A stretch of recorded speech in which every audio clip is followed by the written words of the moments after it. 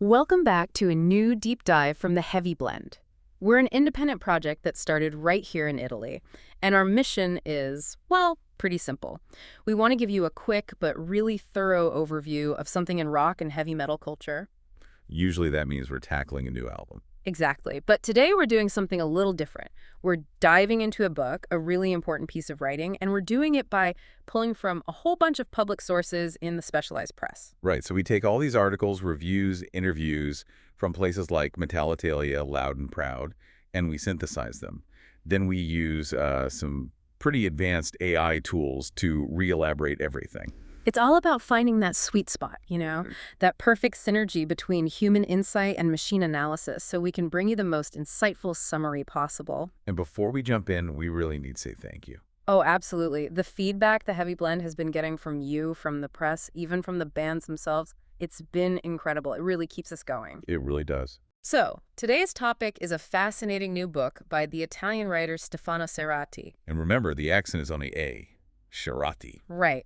And it's all about the legendary American band Blue Oyster Cult.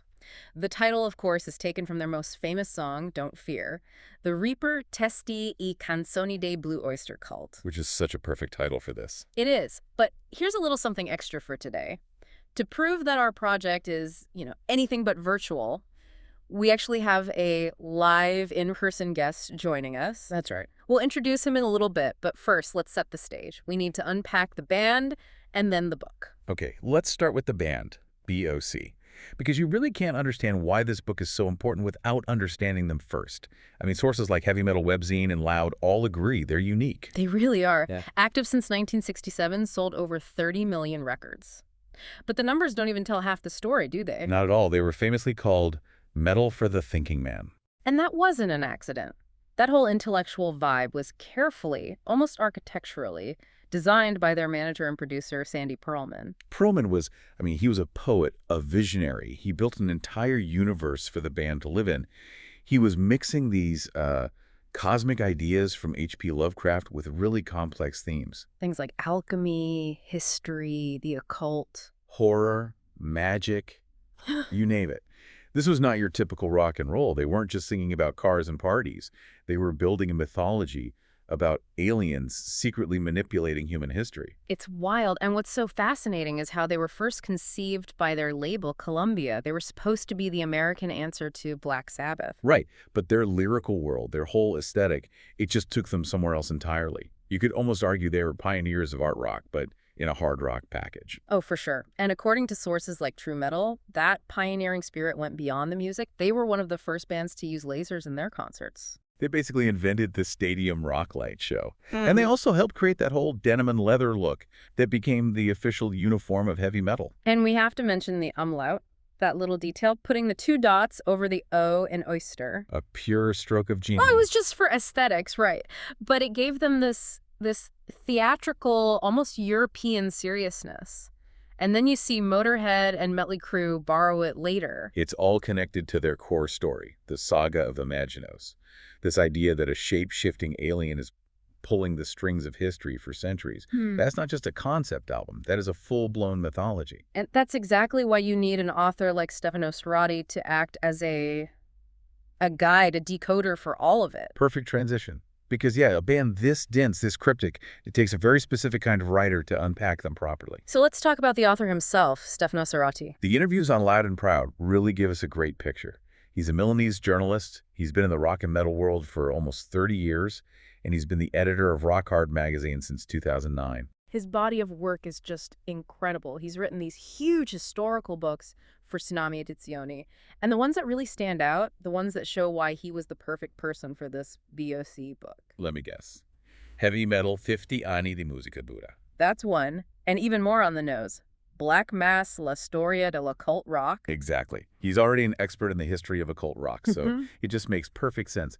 And in his interviews, he's very clear about his mission. He didn't want to just write another encyclopedia. No, he wanted to fight back against that old, tired stereotype. That metal is music played by ignorant people for ignorant people. He wanted to prove that this music has deep, profound connections to art, literature, cinema, comics, to the entire cultural landscape. And you can see that scholarly dedication in his process. For one of his earlier books, the research phase alone took 3 years. The actual writing, only 6 months. That's how deep he goes before he even starts. And you see it in his personal interests, too. He's into philosophers like Nietzsche and Schopenhauer. It explains why he's drawn to the allegorical and cryptic nature of BOC's lyrics. He's looking for the meaning behind the shadows. And we get that great little personal story from the sources, too. The Slayer test. The Slayer test. Yeah. To see if a potential partner is compatible, he doesn't give them a mix of ballads. He makes them listen to Slayer. That is a man who takes his music seriously. It shows a real level of commitment to the culture. Absolutely. So let's shift to the book itself, Don't Fear the Reaper. The reviews from Metallitalia, Music Attitude, and Metallus really help here. The structure is the first thing that stands out. The sources call it a particular road. He tells the man's story through their imaginary world, through the occultism, the conspiracies, the horror. Right, it's not a traditional biography. It's more of a work of cultural decryption. And here's maybe the most incredible fact, which Metallus reported. This is the very first book ever published in Italy that's dedicated entirely to Blue Oyster Cult. It's hard to believe, right? It fills this huge gap that's existed for decades. And Music Attitude really nails it when they say the book goes beyond music criticism into cultural anthropology. Every song becomes a cultural document to be analyzed. The format is key. It's disco by disco. So for each album, you get the story of its creation, Cerati's musical take, and then a track-by-track breakdown of those incredibly dense lyrics. This brings us to a point we need to address. This book is not for someone looking for, juicy tour stories or backstage gossip. Cerati made a conscious choice to leave that stuff out. Which, for us at the Heavy Blend, is honestly a feature, not a bug. I agree completely. It keeps the focus laser sharp on the art, on the creative product. And to do that, Cerati maps out the whole intellectual network around the band. You mean people like songwriter Patti Smith? Right, who's in a relationship with their keyboardist, Alan Lanier. And crucially, the collaboration with the sci-fi writer Michael Moorcock. The Elric of Melnibone guy. The very same. This just proves BOC was this nexus point for all these brilliant creative people. And the book brings a kind of closure to their epic story. The appendix dives deep into former drummer Albert Bouchard's recent work, his 3-act revisitation of the Imaginos saga. And Cerati's interviews with Bouchard are essential there. It helps finally lock in the chronology of the whole story. It gives fans that conceptual atlas they've always wanted. Which really brings us to the core takeaway. The book successfully recontextualizes the band. It argues they weren't just a heavy rock band. No, they were much closer to the ambitious art rock of The Who, or Roxy Music, or even King Crimson than most people realize. Their scope was just enormous. Okay, this is the perfect moment to bring in our special guest. We are absolutely thrilled to welcome to the Heavy Blend one of the historic writers for the famous Italian portal Metallus, Daniele Zago. Danielle, thank you so much for joining us. So Danielle, in your opinion, what are the aspects that make this book so compelling for the fans? The characteristics that, in my opinion, make this book particularly interesting lie precisely in the analysis of the band's journey through the study of the lyrics. We know very well that Blue Oyster Cult are anything but a trivial group. They have always been very original and personal from a music standpoint. And is particularly evident reading the book that they followed a very sophisticated and intelligent path in their lyrics, as well with a series of often cryptic citations that are frequently open to interpretation. Here, however, they are explained or at least interpreted in an interesting way that provides a comprehensive overview of Blue Oyster Cult's overall meaning and communicative intent.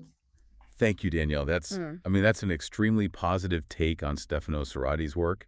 So if we were to play devil's advocate for a moment, if we wanted to find maybe a weak point in the book, something that might be missing from the book, which I didn't highlight in the review I wrote from Metallus, is perhaps a bit of anecdotal history related to the band. What I mean is that music books are often rich with anecdotes and stories that can pique a certain curiosity in the reader. Here, those choices were intentionally avoided, even though there is, of course, a history of the band covering the most important and interesting moments. In my opinion, for someone approaching them for the first time, this might make the text, I wouldn't say difficult, but perhaps a bit more demanding. Personally, I appreciated this approach that doesn't focus on gossip, but focuses much more on the substance. Compared to current music press and communication, which we often see on social media and elsewhere, and is heavily based on gossip. This is the aspect that is most absent. I personally, I don't miss it at all, though someone else might see it have a flaw. For me, it absolutely isn't. Honestly, for us, the lack of gossip isn't a huge problem, but we totally see your point. For some readers, that could have added another layer to the story. Thank you so much, Danielle, and please come back and visit us again soon.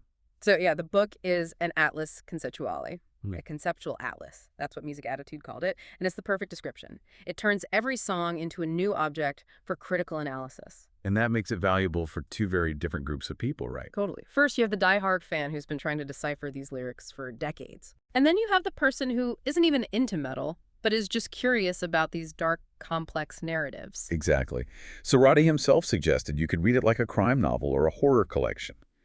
The themes, the sci-fi, the occult, they really go beyond the boundaries of just one musical genre. It's just more proof that the complexity and cultural weight of this band are so much greater than anyone who dismisses metal as simple noise could ever imagine. For this deep dive, we pulled and synthesized sources from the specialized press, including Loud and Proud, Music Attitude, Metallitalia, Heavy Metal Webzine, Loud, and of course the Italian portal Metallus. We really hope this look into Stefano Cerati's work has inspired you to explore the incredible labyrinth that is BOT's music and, of course, this fantastic book. And as always, we're going to leave you with a few questions to think about. Feel free to leave your thoughts in the comments. First one.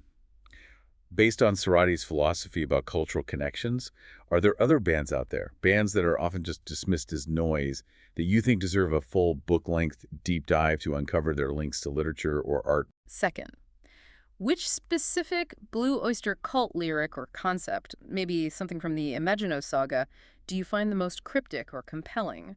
And what's your theory on what it really means? And finally, number 3. If Stefano Cerati were to switch gears and write a noir novel, given his deep knowledge of the scene, which heavy metal musician do you think he should base his hard-boiled detective on? We'd love to see what you come up with. And if you found this conversation interesting, please share it with someone. For us at The Heavy Blend, sharing a passion between people is so much more important than the number of subscribers. Until next time, keep exploring the deeper dimensions of the blend.